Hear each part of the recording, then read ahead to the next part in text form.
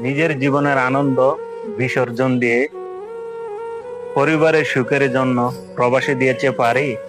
মাস কয়েক দিন যাওয়ার পরে সেই পরিবারের, বিশেষ করে তার শখের নারী দিয়েছে অন্য পুরুষের সাথে পারি। একজন প্রবাসীর সবচাইতে কষ্টের জায়গা হলো এটা। সবাই ভিডিওটি ধৈর্য সহকারে দেখুন এবং এই ভিডিও থেকে কি বুঝতে পারলেন অবশ্যই কমেন্টের মাধ্যমে জানিয়ে যেতে ভুলবেন না। আমার বউ ছিল এক সময় আমার বউ ছিল, পরে ডিভোর্স দিয়ে দিছে। আমার প্রবাসে থাকাকালীন হ্যাঁ আমি তো বিয়ে করি, বিয়ে করার পরে আমাদের সন্তান হচ্ছে বাসায়।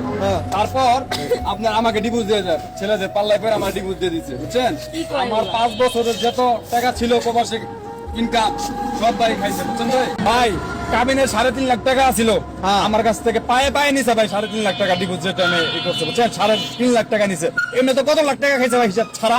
আমি ওর ছেলে আরেকটা বিয়ে করছিলাম, কিন্তু ওকে তো সুখী হতে পারি না। ওই ছেলে মদ খায়, গেছে খায়, বাসায় এসে আমাকে মারধর করে। তুমি যাওয়ার আগে, পরকিয়া করার আগে ওনার কথা চিন্তা করো নাই? তো আল্লাহ বেরা ছেলেদের নিয়ে কক্সবাজার যায় ভাই, করে আবার শপিং করে। আমার টাকা কষ্টের টাকা প্রবাসে আমি কষ্ট করি ভাই, এই টাকা গুলা দিয়া ছেলেদের ভাই মার্কেট করতে, ছেলেরা ঘরে কিনে দেয়, এই গলার চেন কিনে দেয় ভাই, জানেন এগুলা